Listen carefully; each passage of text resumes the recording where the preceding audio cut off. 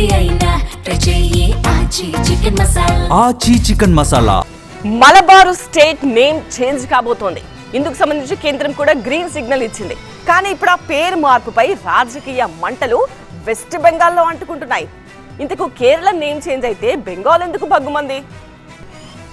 కేరళను కేరళంగా పేరు చేంజ్ చేస్తూ కేంద్ర ప్రభుత్వం నిర్ణయం తీసుకుంది. కేరళ అసెంబ్లీ ఆమోదించిన ఏకగ్రీవ తీర్మానానికి కేంద్రం ఆమోదం తెలిపింది. అయితే కేరళ పేరు మార్పుపై రాజకీయ మంట అంటుకుంది. అంతేకాదు కేరళ కేంద్రం మధ్య సంబంధాలపైన కొత్త వివాదం రాజుకుంది. ఈ కొత్త వివాదానికి కారణం పశ్చిమ బెంగాల్. ఎన్నో ఏళ్లుగా వెస్ట్ బెంగాల్ పేరు మార్చాలని ఆ రాష్ట్ర అసెంబ్లీ తీర్మానం చేసి కేంద్రానికి పంపుతోంది. బట్ ఇంకా డెసిషన్ పెండింగ్ లోనే ఉంది. వెస్ట్ బెంగాల్లోని ఇంగ్లీష్ అక్షరం W వల్ల తమకు తీరని అన్యాయం జరుగుతుందని, ఏ జాబితా ప్రకటించినా తమ రాష్ట్రం చివరిలో ఉంటుందన్న ఆవేదన ఆ రాష్ట్ర పాలక వర్గాల్లో ఉంది. అలాగే దేశవ్యాప్తంగా జరిగే పరీక్షల్లో ఆ రాష్ట్ర విద్యార్థులే చివరి వరుసలో కూర్చోవలసి వస్తుందని, అందుకే పేరు మార్చాలంటూ ఆ రాష్ట్ర సీఎం మమతా బెనర్జీ గతంలోనే వెస్ట్ బెంగాల్ పేరును బంగ్లాగా మార్చాలని అసెంబ్లీలో తీర్మానం పంపించారు. ఎన్నికల్లో మాత్రం బంగ్లా అని పేరుతో పిలుస్తూ అధికారికంగా పేరు మార్చడానికి ఎందుకు వెనకడుగు వేస్తున్నారంటున్నారు మమత.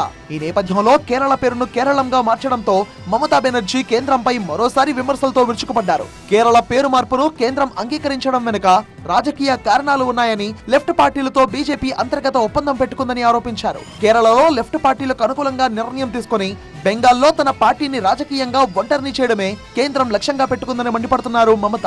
మొత్తంగా చూస్తే కేరళ పేరు మార్పు రాజకీయంగా పెద్ద దుమారమే రేపుతోంది. త్వరలో వెస్ట్ బెంగాల్ తో పాటు కేరళ అసెంబ్లీ ఎన్నికలు జరగనున్నాయి. ఈ నేపథ్యంలో పేరు మార్చడం రాజకీయంగా ప్రాధాన్యతను సంతరించుకుంది.